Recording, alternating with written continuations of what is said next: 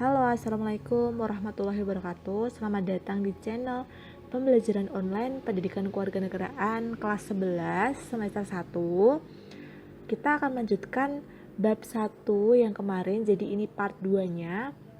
Kita nanti akan melanjutkan materi tentang kasus-kasus pelanggaran hak asasi manusia dan upaya penegakan hak asasi manusia. Jadi sebelum kita membahas materinya, alangkah baiknya kalian bisa menyiapkan buku tulis atau buku catatan yang lain yang sekiranya kalian perlukan untuk pembelajaran kali ini. Nah, sebelum kita masuk ke materi selanjutnya, saya pengen nanya nih, pernahkah kalian melihat maupun mendengar adanya kasus pelanggaran hak asasi manusia di sekitar kalian?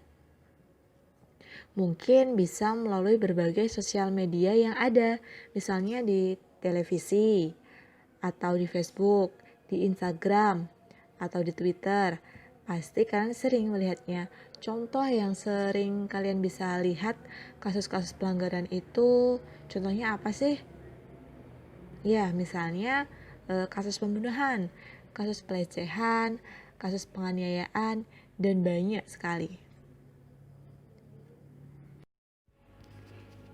Ini untuk kompetensi dasar dan kompetensi intinya untuk materi PKN kali ini.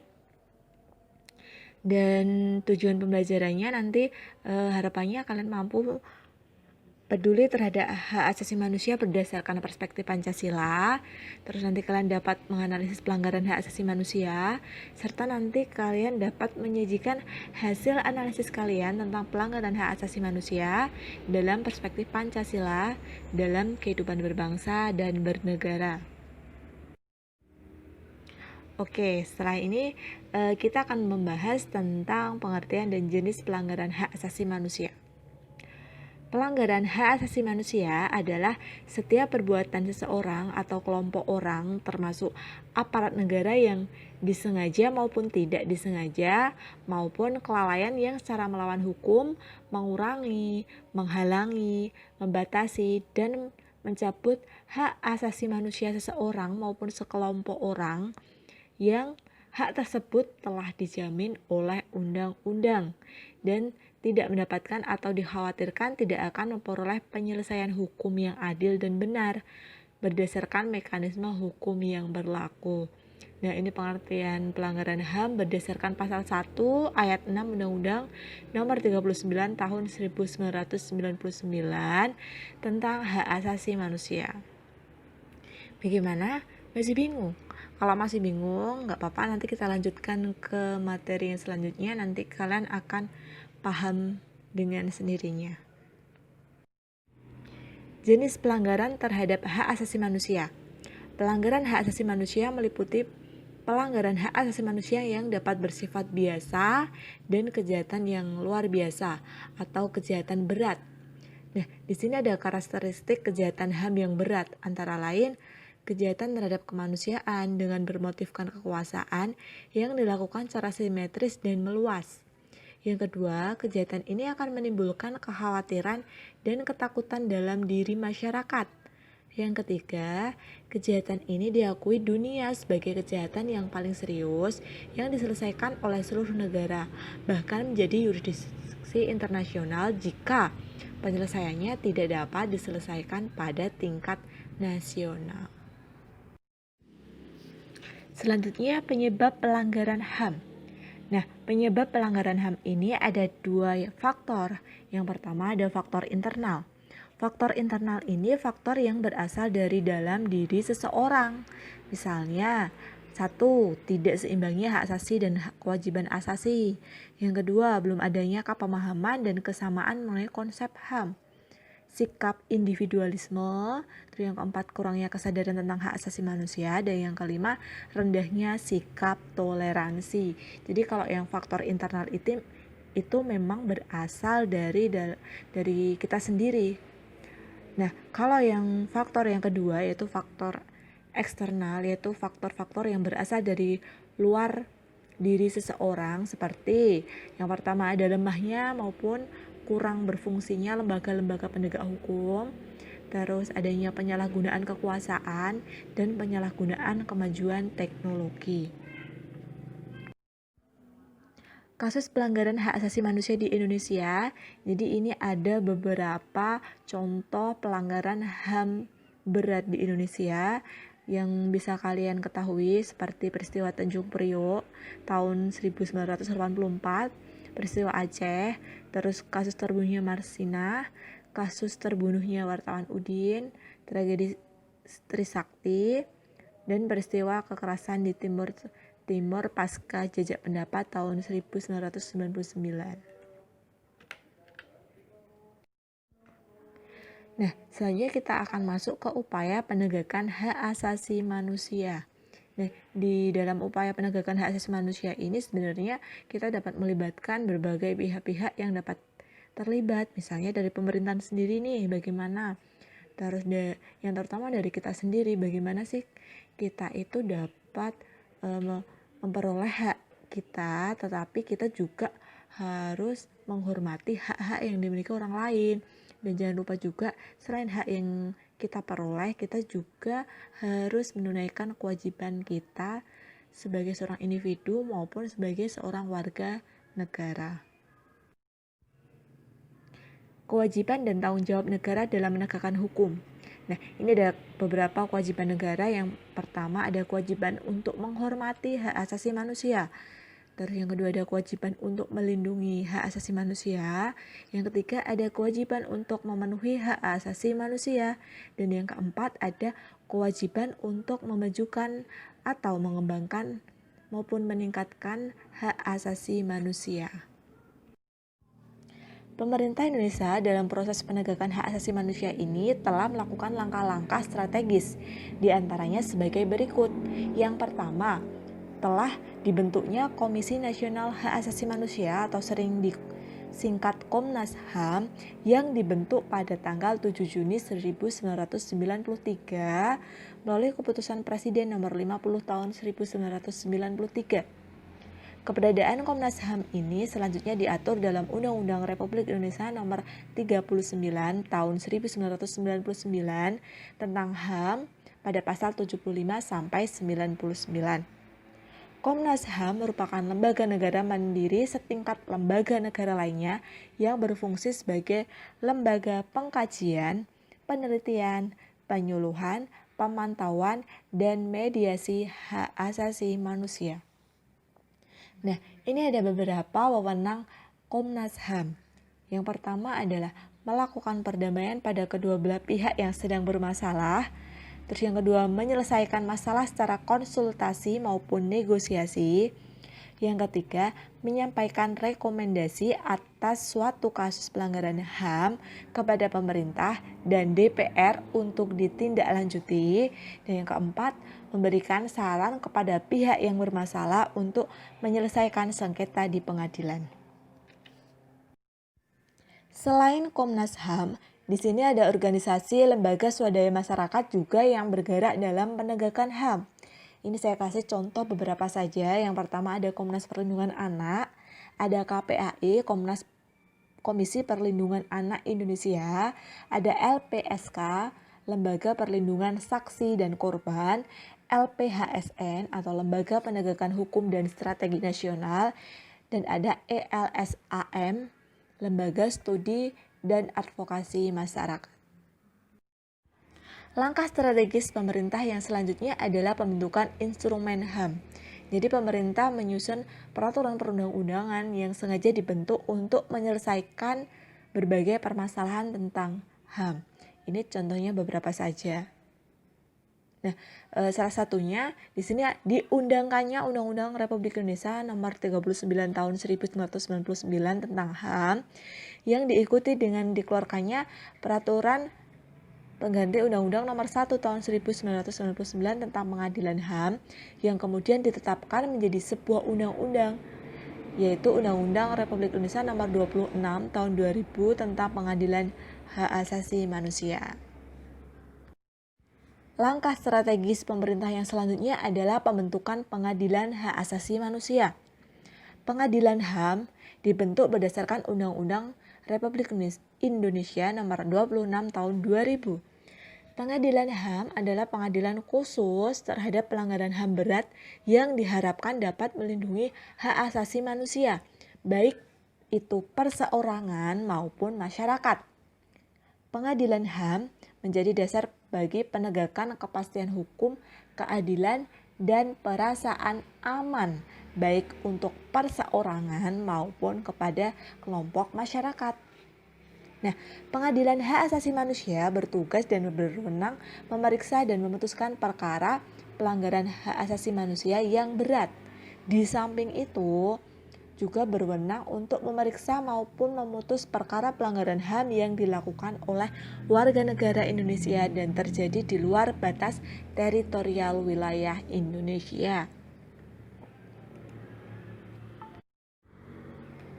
Nah, selain upaya pemerintah tadi yang diambil secara strategis, di sini juga ada upaya perlindungan dan pencegahan hak asasi manusia dalam kehidupan sehari-hari yang bisa kita lakukan dalam kehidupan sehari-hari. Seperti yang pertama, menegakkan supremasi hukum dan demokrasi. Yang kedua, meningkatkan kualitas pelayanan publik untuk mencegah terjadinya berbagai bentuk pelanggaran HAM oleh pemerintah. Terus yang ketiga, meningkatkan pengawasan dari masyarakat dan lembaga-lembaga politik terhadap setiap upaya penegakan HAM yang dilakukan oleh pemerintah. Terus yang keempat, meningkatkan penyebarluasan prinsip-prinsip HAM kepada masyarakat. Terus yang kelima, meningkatkan kerjasama yang harmonis antar kelompok maupun golongan dalam masyarakat. Yang keenam, pelajari peran dan fungsi lembaga perlindungan HAM. Yang ketujuh, ada menghormati hak orang lain. Terus yang kedelapan, ada bertindak dengan mematuhi peraturan yang berlaku di lingkungan keluarga, kelas, sekolah, masyarakat, maupun di negara. Upaya penanganan kasus pelanggaran HAM.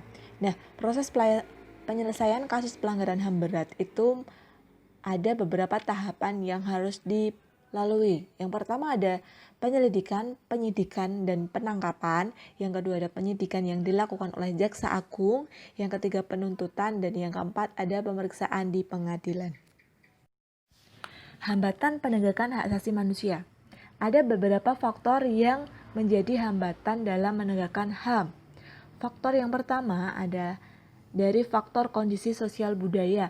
Mengingat Indonesia itu adalah negara yang majemuk ya, kita juga mengingat Indonesia itu sangat beragam dari budaya, dari suku, adat, bahasa, dan sebagainya.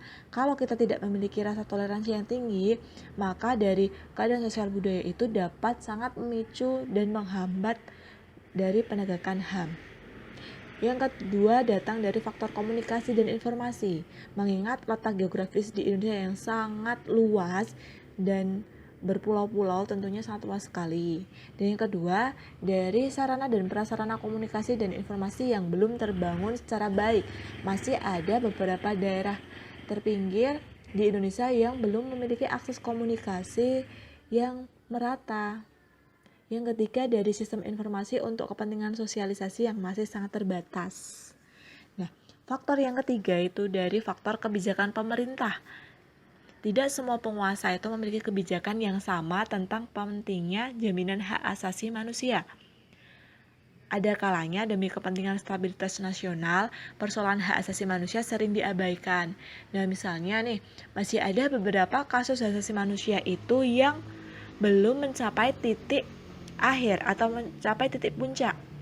Masih ada beberapa kasus hak asasi manusia yang terbengkalai maupun ditinggal seiring berjalannya waktu. Nah, itu kan sayang sekali ya. Terus faktor yang terakhir dari perangkat perundang-undangan itu sendiri. Nah, pemerintah tidak segera meratifikasi hasil-hasil konvensi internasional tentang hak asasi manusia. Kalaupun ada, peraturan perundang-undangan masih sulit untuk diimplementasikan. Buktinya apa? Buktinya masih banyak sekali kasus yang mengidentifikasikan bahwa di Indonesia itu untuk menegakkan HAM itu juga masih sangat sulit, masih banyak terjadi kasus-kasus pelanggaran HAM yang itu sangat miris sekali. Tidak hanya di daerah-daerah yang besar, tapi daerah-daerah yang kecil itu juga masih banyak kasus. Bahkan kalau kita setiap hari melihat di televisi itu banyak sekali kasus-kasus pelanggaran HAM yang dapat kita lihat. Miris banget. Nah, selanjutnya juga ada dari faktor aparat dan penindakannya. Nah, ini masih ada oknum aparat yang secara institusi atau pribadi mengabaikan prosedur kerja yang sesuai dengan hak asasi manusia. Tingkat pendidikan dan kesejahteraan sebagian aparat yang dinilai masih belum layak, sering membuka peluang atau jalan pintas untuk memperkaya diri. Terus pelaksanaan tindakan pelanggaran oleh oknum aparat masih diskriminatif, tidak konsekuen, dan tindakan penyimpangan berupa KKN, korupsi, kolusi, dan nepotisme itu masih sangat tinggi. Nah, ini salah satu faktor yang masih kelihatan banget kalau kita lihat di Indonesia, bahwasanya dari aparatur negara sendiri masih banyak dari mereka yang belum bisa menegakkan peraturan. Mereka masih diskriminatif atau mereka masih KKN, masih bisa disuap. Bahkan untuk memberikan hukuman kepada pelanggar aja kalau misalnya pelanggar itu berani membayar upah yang tinggi, pasti diberikan hukumannya berbeda. Nah, seperti itu. Nah, membangun harmonisasi hak dan kewajiban asasi manusia. Bagaimana sih caranya mengharmonisasikan hak dan kewajiban asasi dalam kehidupan sehari-hari? Antara hak dan kewajiban, bagaimana agar seimbang? Salah satu cara untuk mengharmonisasikan hak dan kewajiban asasi manusia dalam kehidupan sehari-hari adalah dengan menghindarkan diri kita itu dari sikap egois atau terlalu mementingkan diri sendiri. Nah, sikap egois dapat menyebabkan seseorang untuk selalu menuntut haknya, sementara kewajibannya sering diabaikan. Seseorang yang mempunyai sikap egois akan menghalalkan segala cara agar haknya dapat terpenuhi, meskipun caranya dapat melanggar hak orang lain. Nah, upaya untuk mengharmonisasikan hak dan kewajiban asasi manusia merupakan salah satu bentuk dukungan terhadap penegakan HAM yang dilakukan oleh pemerintah. Nah, di sini cara mengharmonisasikan itu kan dari kita sendiri ya. Kita jangan egois. Kita juga harus menghormati hak dan kewajiban orang lain. Kita mendapatkan hak, tapi kita juga jangan sampai melupakan kewajiban yang harus kita tunaikan. Nah, di sini saya akan memberikan contoh, gambar-gambar contoh pelanggaran terhadap hak asasi manusia.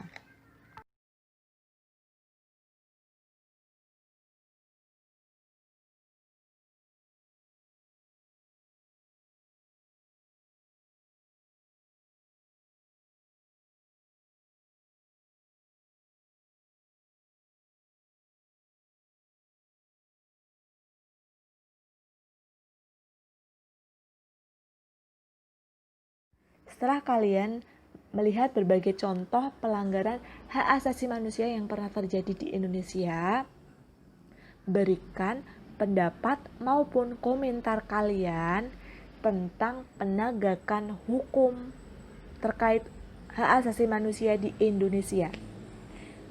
Apabila belum, berikan alasannya.